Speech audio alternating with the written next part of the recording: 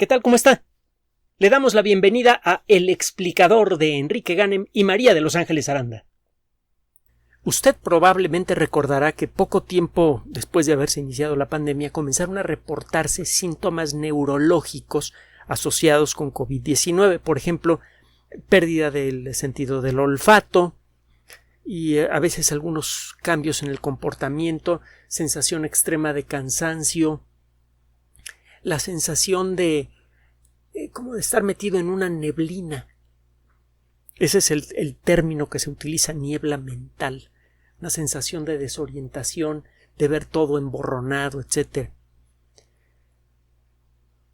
Se acordará también que cuando comenzaron a aplicarse las vacunas, se habló de la posibilidad de que las vacunas estuvieran generando algunos síntomas neurológicos, algunos de ellos ligeros, como desorientación, cansancio extremo, etc., y otros más serios como el síndrome de Guillain-Barré. El síndrome de Guillain-Barré es una enfermedad autoinmune que deja progresivamente a una persona sin movimiento. Puede quedarse completamente sin movimiento. Prácticamente toda la gente que sufre el síndrome de Guillain-Barré se recupera. Casi siempre con ninguna o con muy pocas consecuencias a largo plazo.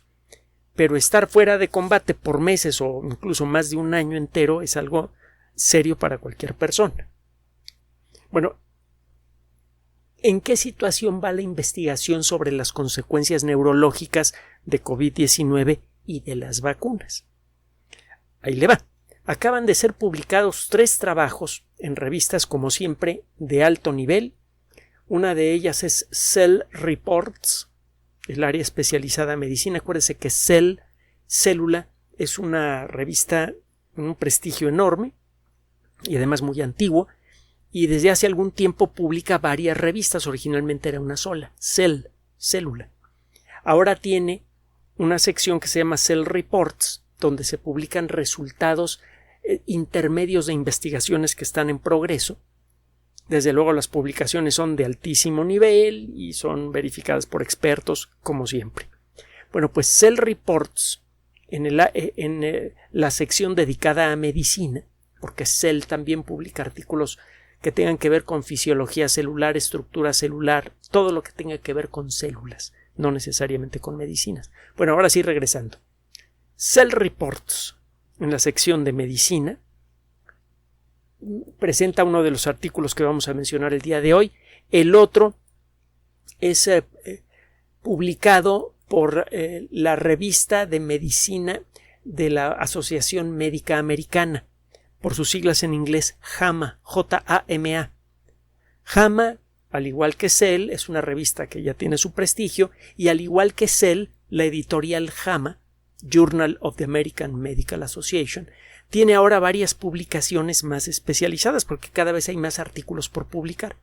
Tiene una publicación particular dedicada a la neurología.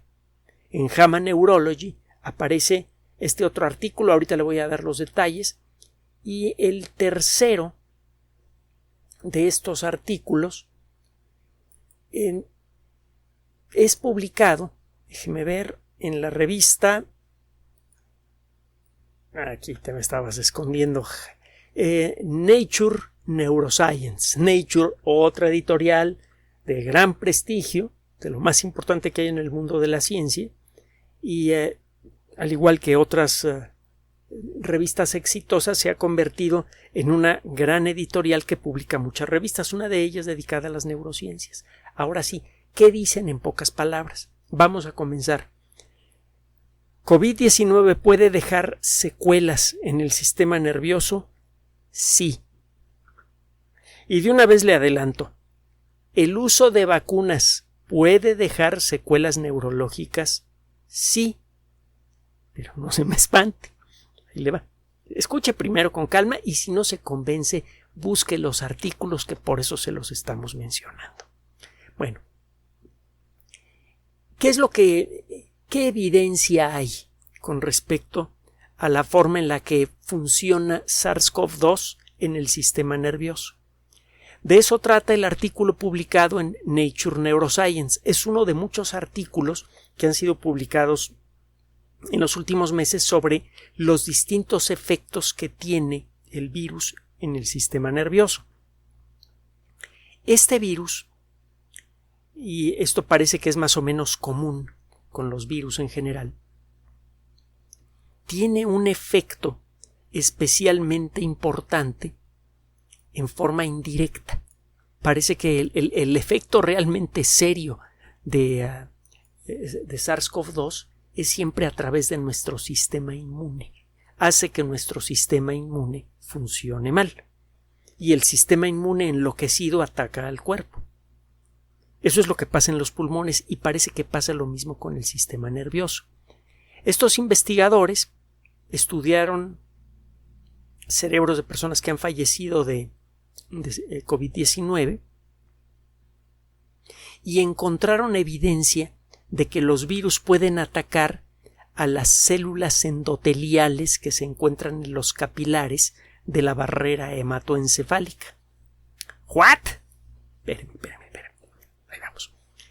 El cerebro, bueno, todos los órganos, todos los tejidos de nuestro cuerpo son muy sensibles a la pérdida de flujo sanguíneo. Si se interrumpe la circulación a cualquier parte de nuestro cuerpo, me empiezan a aparecer problemas de todo tipo, pero el cerebro es especialmente sensible. El cerebro consume entre la quinta y la cuarta parte, según las circunstancias, de toda la energía generada por los alimentos. Y además es el principal consumidor, el principal usuario del sistema circulatorio. Una fracción muy importante del oxígeno que respiramos va a parar al cerebro y al sistema nervioso central, que no es nada más el cerebro. Esto significa que las células del sistema nervioso necesitan para funcionar normalmente mucha comida y mucho oxígeno, y cualquier interrupción es especialmente delicada. Como están consumiendo rápidamente energía, estas células mueren rápidamente si no pueden mantener ese ritmo de consumo de energía. Para eso necesitan que les llegue sangre cargada con nutrientes y cargada con oxígeno. Las arterias tienen una estructura histológica distinta a las venas. La estructura histológica es decir, el tipo de células que componen a una arteria es muy diferente al tipo de células que componen a una vena.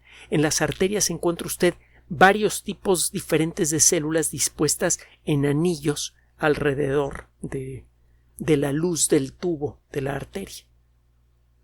En las paredes de la orilla de las arterias encuentra usted primero unas células que se parecen en muchos sentidos a las células que encuentra usted en la cara interna de la mejilla. Son células epiteliales, células que se parecen mucho a las que generan la piel.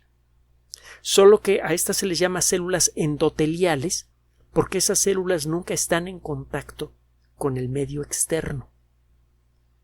Nunca están en contacto con el aire.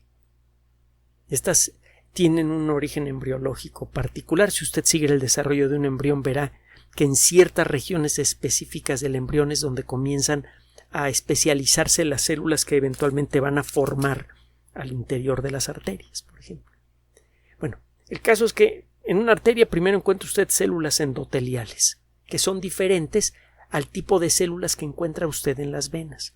Encuentra también células musculares que no encuentra usted en las venas y otras cosas más.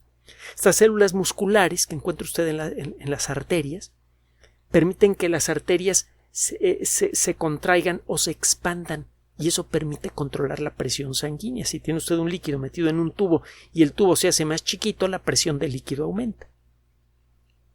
Y parece que algo tiene que ver el mal funcionamiento de ciertos aspectos moleculares que afectan al comportamiento de estas células musculares con los problemas de hipertensión, pero eso es otra historia. Entonces tiene usted que las arterias tienen una estructura celular muy particular. Además de estas células musculares, hay varias capas de otras células diferentes. Si usted se pone a estudiar histología, que es un poco como estudiar geografía, es apasionante. Empieza usted a viajar con la ayuda de un microscopio por territorios realmente extraordinarios que existen en el interior de nuestro cuerpo, con unos panoramas a veces espectaculares. Si usted se pone a estudiar la histología de las arterias, verá que a pesar de que las arterias se ven muy delgaditas y que parecen simples tubos, pues la estructura histológica de las arterias es bastante complicada. Y ni le digo de la estructura molecular. Bueno, hay evidencia. Sabemos que SARS-CoV-2 afecta a muchas células epiteliales, por ejemplo, las que forran el interior de nuestra boca, de nuestra nariz y de nuestra garganta. Estas células tienen en su superficie las proteínas a las cuales se puede pescar la proteína de pico del virus. Acuérdense que hemos hablado de eso en muchas ocasiones. Estas proteínas que le dan su forma a SARS-CoV-2 le sirven de ganchos para pescarse a las células, pero solamente funcionan cuando estas proteínas tocan a ciertas proteínas que existen en la membrana de algunas de nuestras células. Por ejemplo, las células que están en la mucosa de nuestra boca, de nuestra nariz y de nuestra garganta. Se le llama así a este tejido porque, además de tener células epiteliales, tiene células que producen una gran cantidad de líquido, de líquido pegajoso rico en glicoproteínas, que llamamos moco, y que sirve para proteger, que normalmente protege contra invasores al cuerpo. Eso es lo que no puede con SARS-CoV-2. Bueno, las células endoteliales tienen proteínas que le sirven de agarre a la proteína de pico de SARS-CoV-2.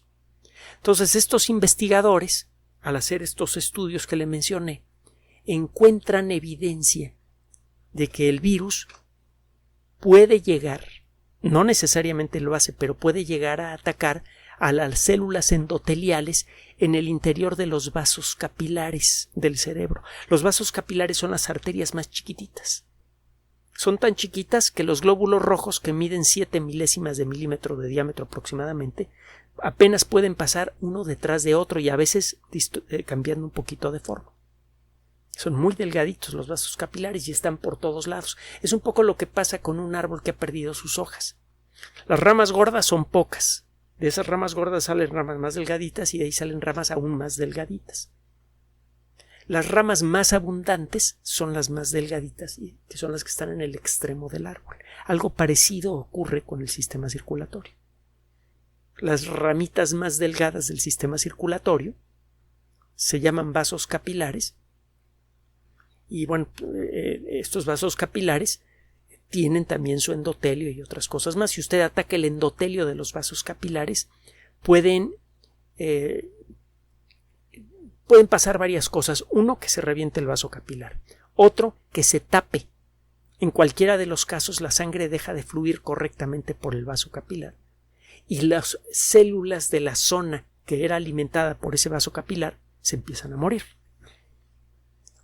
Lo que encontraron estos investigadores es que efectivamente eso pasa. Que sí hay evidencia, cuando menos en los casos más extremos de COVID-19,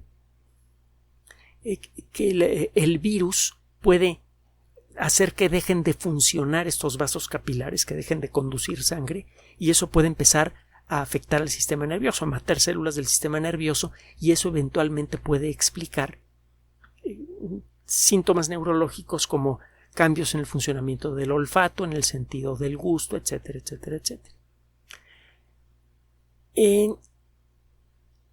Lo que encontraron estos investigadores, por cierto, es que este proceso se puede evitar, cuando menos en ratones, y eso les hace suponer que se podría evitar también en seres humanos. Hay buenos motivos para creerlo. El segundo y tercer estudios. A ver, déjame, antes de otra cosa, sí. El segundo, el estudio publicado en la revista Cell Reports ya tiene un poquito de tiempo. Es del 18 de mayo de 2021 y está directamente relacionado por sus conclusiones con el publicado en la revista de la Asociación Médica Americana, en JAMA Neurology. Ese artículo acaba de ser publicado el día de hoy, el de JAMA Neurology. lo que hicieron estos investigadores fue estudiar el caso de 3 adultos jóvenes que fueron hospitalizados en un hospital que está asociado con la Universidad de California en San Francisco. Es el Hospital Infantil Benioff, que está precisamente en la ciudad de San Francisco. Durante 5 meses, en el 2020, en ese hospital recibieron a 18 niños y adolescentes que requirieron ser hospitalizados con casos de COVID-19.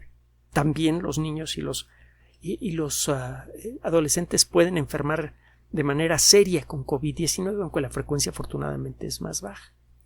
Ahora, 3 de estos pacientes tenían problemas neurológicos lo suficientemente importantes como para hacerles una evaluación neurológica. Estas 3 personas describieron síntomas mucho más graves que la alteración del sentido del olfato. Estas personas tenían pensamientos suicidas serios, un miedo inexplicable asociado con una sensación de ser perseguido. Son miedos paranoides. Y esta sensación que le mencionaba de estar sumergido en una especie de niebla mental que impide pensar con claridad, ver las cosas con claridad, que impide atar una idea con otra.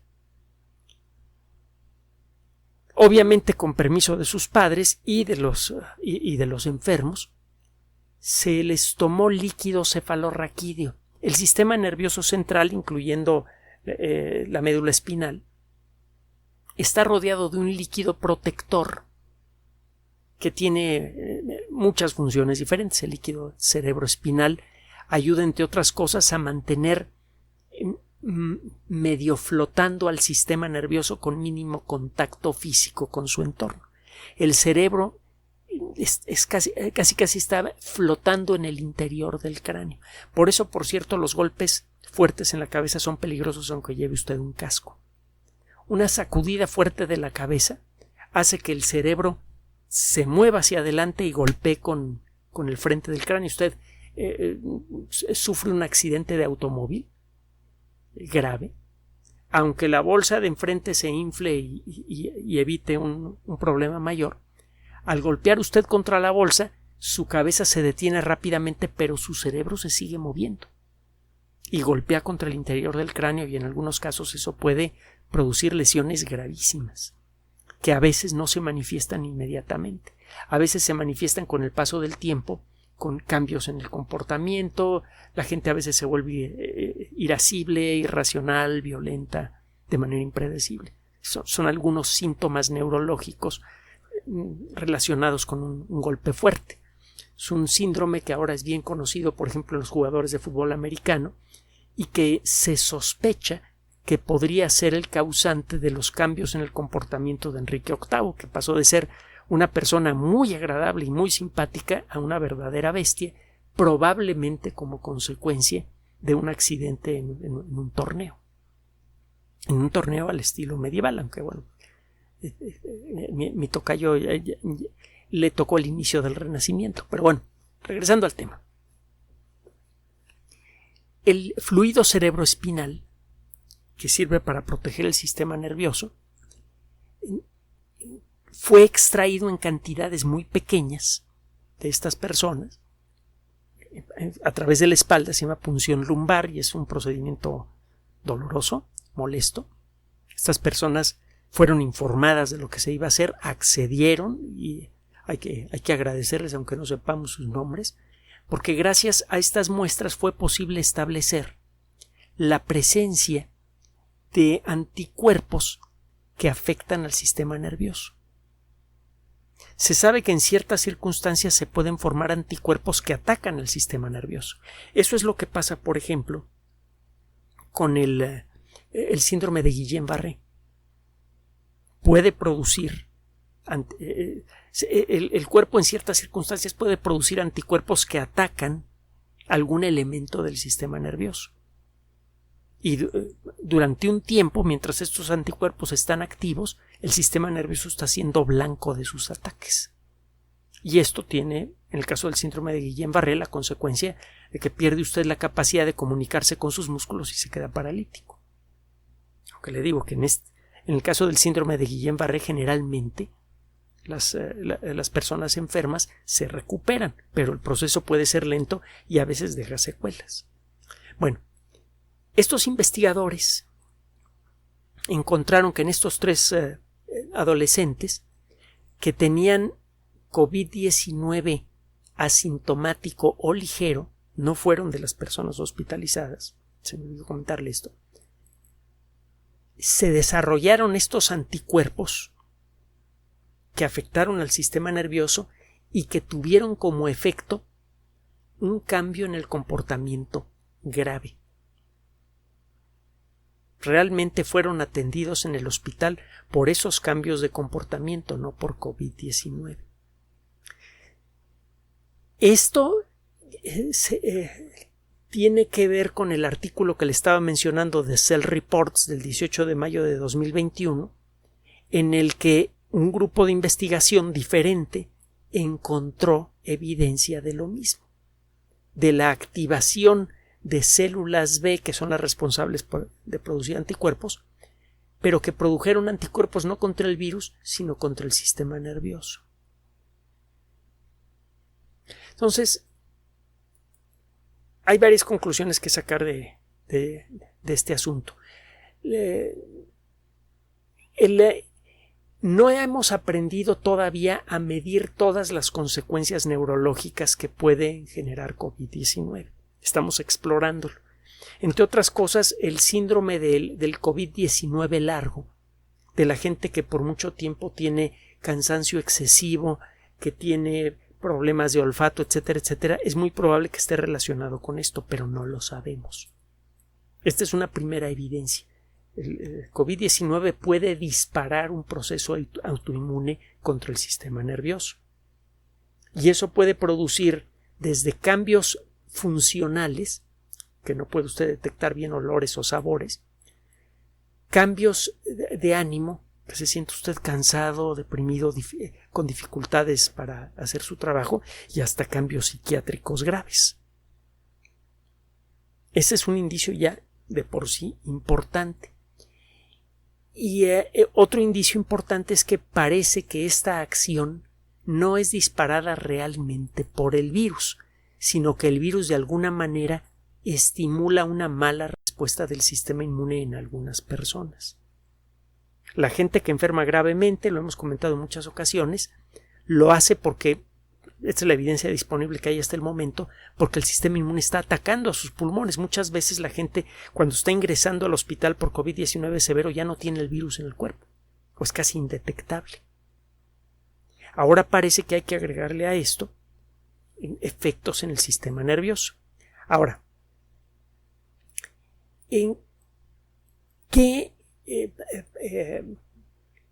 podemos decir con respecto al riesgo que corremos si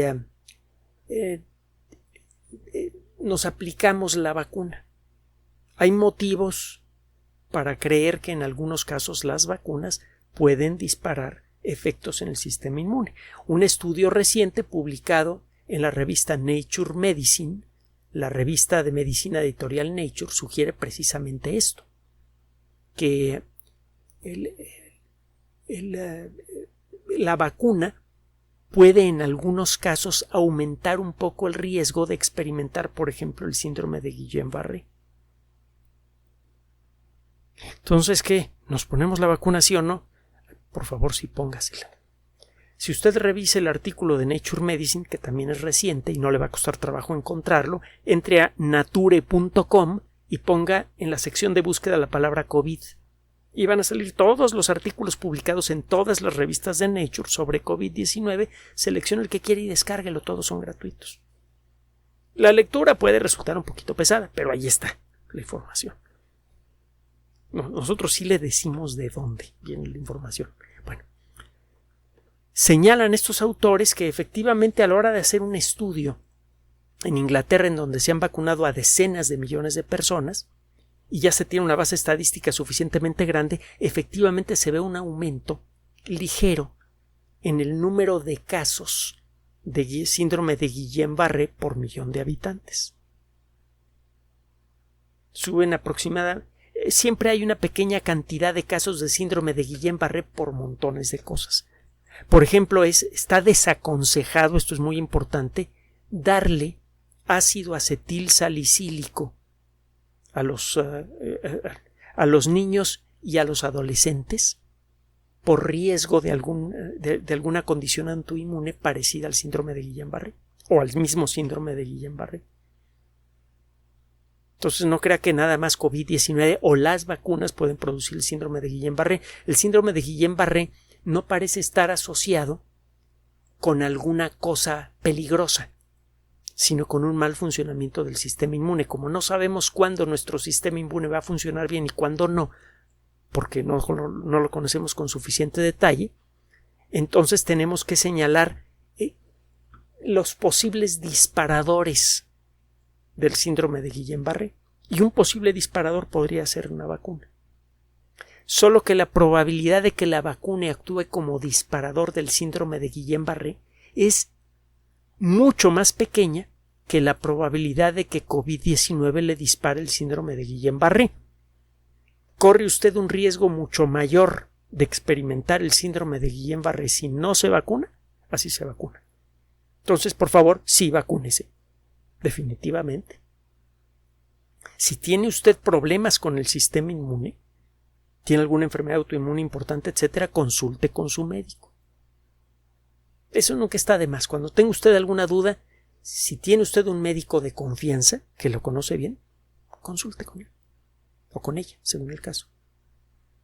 Pero en términos estadísticos, el riesgo de contraer el síndrome de Guillain-Barré o alguna otra enfermedad autoinmune, con base en la información disponible, es sustancialmente mayor si le da COVID-19 porque no se vacunó, así se pone usted la vacuna. No recuerdo qué novela es, me parece que es una que se llama La Feria de las Tinieblas. Ray Bradbury, uno de mis autores favoritos, no sé si será uno de sus autores favoritos. Ray Bradbury dice algo así como que no busques la seguridad, ese monstruo no existe. Cada paso que damos, cada bocanada de aire que metemos a nuestros pulmones lleva riesgo. Cada vez que comemos hay un cierto riesgo de lo que usted quiera. La realidad es que esa es la naturaleza de la vida. El papel, en este sentido, el papel de la medicina en particular, de la ciencia en general y de la medicina en particular, es el de minimizar los riesgos. Y las vacunas reducen muchísimo el riesgo de que tenga usted una enfermedad que se le pueda volver grave, con consecuencias terribles, o de que desarrolle usted algún problema neurológico. Tanto la enfermedad grave como los problemas autoinmunes que afectan al sistema nervioso son mucho más probables cuando no está usted vacunado. Entonces, por favor, si ha oído usted alguna cosa al respecto que sugiera lo contrario, sobre todo si lo ha visto en las redes sociales, por favor, hágale caso a quien sabe. Busque estos artículos, escuche por favor lo que le piden las autoridades de salud y mantenga la calma. Gracias por su atención. Además de nuestro sitio electrónico www.alexplicador.net, por sugerencia suya tenemos abierto un espacio en Patreon, El Explicador Enrique Ganem, y en PayPal, elexplicadorpatrocinio@gmail.com, por los que gracias a su apoyo sostenemos este espacio. Puede usted descargar gratuitamente estos audios en formato MP3 en Spotify y en iTunes como El Explicador sitio oficial y en SoundCloud como El Explicador, y con formato de video en YouTube en El Explicador sitio oficial. Recuerde nuestras redes sociales de siempre, Twitter Enrique-Ganem y en Facebook Enrique Ganem sitio oficial, El Explicador y los grupos que usted ya conoce. Finalmente, El Explicador siempre somos María de Los Ángeles Aranda y Enrique Ganem. Gracias.